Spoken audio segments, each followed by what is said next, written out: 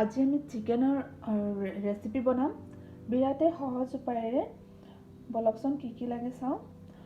chicken ভালদৰে ধুই লৈছোঁ তাত অলপ দৈ দি দিওঁ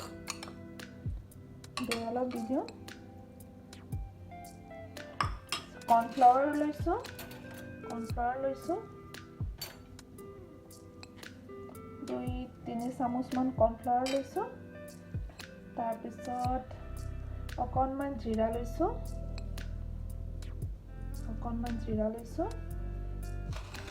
নিমখ লৈছোঁ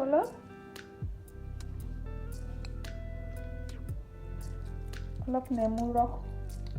লৈছোঁ মই সৰু নেমু এটা লৈছোঁ বেছি লোৱা নাই অকল এটা নেমু লৈছোঁ সৰু গোল নেমু লৈছোঁ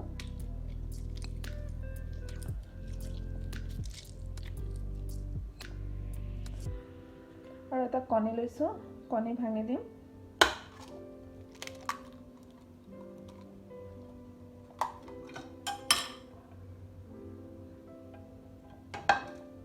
এইখিনি ধুনীয়াকৈ মিক্স কৰি লওঁ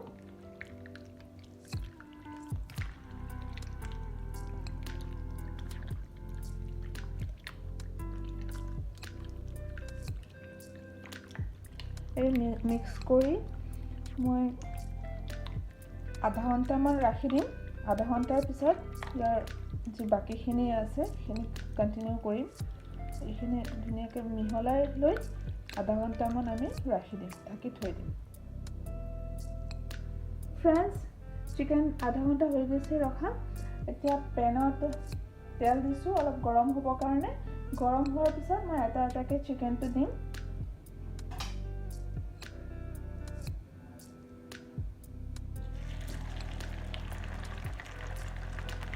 ধুনীয়াকৈ ফ্ৰাই কৰিব লাগিব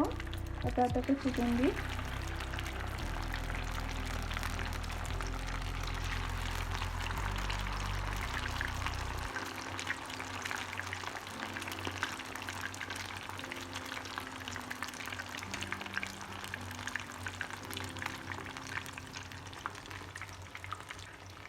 এইখিনি ধুনীয়াকৈ বনাই লওঁ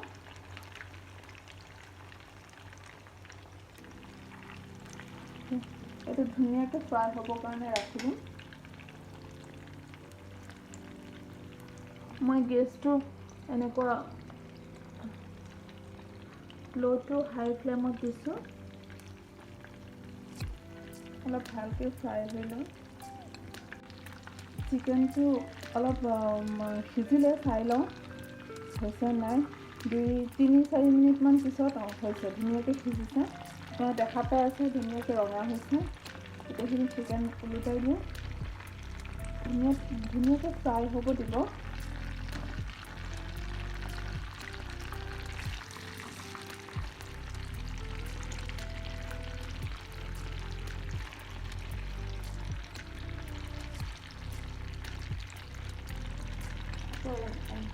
এনেকৈ ৰঙা সিফালেও হোৱাৰ পিছত উলিয়াই দিম চিকেনটো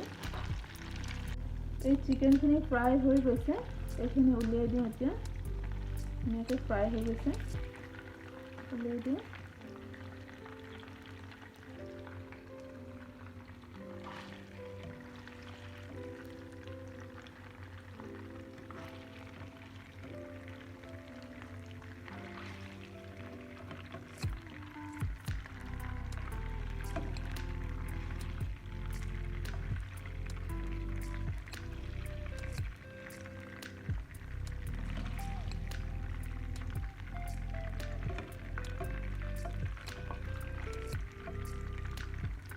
বাকি থকা চিকেনখিনি দি দিম ইয়াত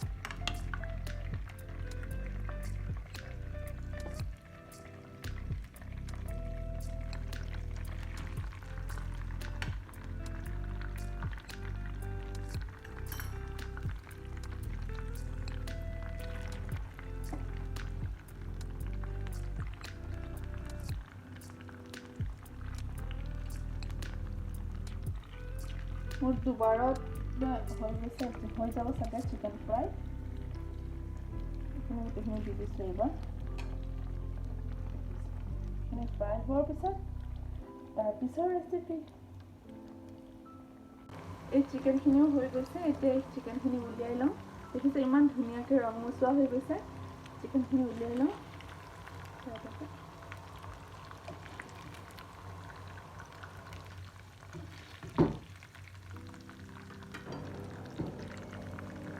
মই চিকেনখিনি উলিয়াই লৈছোঁ এতিয়া ইয়াৰ তেলটো গৰম হৈ আছে এইখিনি তেলতে মই অলপ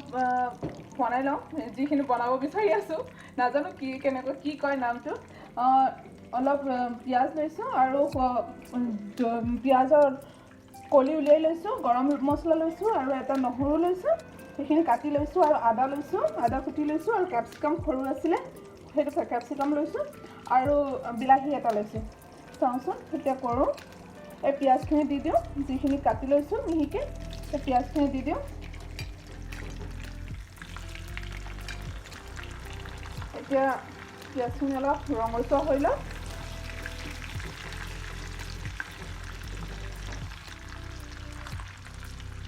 লগতে নহৰু দি দিওঁ সেইখিনি নহৰু লৈছোঁ সেইখিনি নহৰু দি দিওঁ মই জলকীয়া এতিয়া নিদিওঁ মোৰ এটা সৰু ল'ৰা আছে সেইকাৰণে তাক জ্বলা ইমান ভাল নাপায় সি সেইকাৰণে তাৰ কাৰণে জ্বলা দিব নোৱাৰোঁ পিছত মই জলকীয়া কাটি লৈছোঁ এইখিনি জলকীয়া সেইখিনিও দিম পিছত শেষত পিঁয়াজখিনি হৈ আছে এতিয়া মই ইয়াত গৰম মছলা যিখিনি আছিলে সেইখিনিও দি দিওঁ তেজপাত দি দিওঁ ফ্ৰেণ্ডছ আপোনালোকে ট্ৰাই কৰক নতুন টাইপৰ ৰেচিপি হয় এতিয়া মই বনাইছোঁ চাওঁচোন কেনেকুৱা হয় মোৰ নতুন এক্সপিৰিয়েঞ্চ খাই ভাল পাব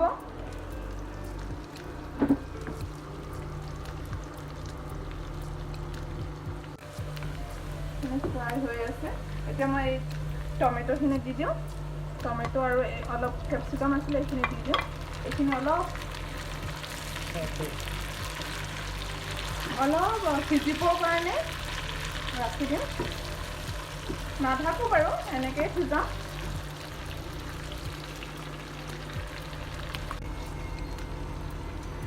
এইখিনি সিজি গৈছে এতিয়া মই ইয়াত অলপ হালধি দি দিওঁ অলপ হালধি নিমখ দিছোঁৱেই তেতিয়া সেইকাৰণে নিমখ নিদিওঁ এতিয়া হালধি অলপ দি দিওঁ তাৰপিছত এই চিকেনখিনি গোটেইখিনি দি দিম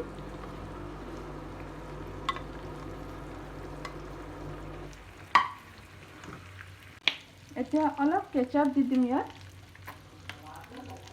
কেচাপ আপোনালোকে দিবও পাৰে নিদিবও পাৰে মই কেচাপ দি ভাল পাওঁ আৰু চয়া চচো দিব পাৰে এতিয়া অলপ 2-3 মিনিটমান ঢাকি থৈ দিওঁ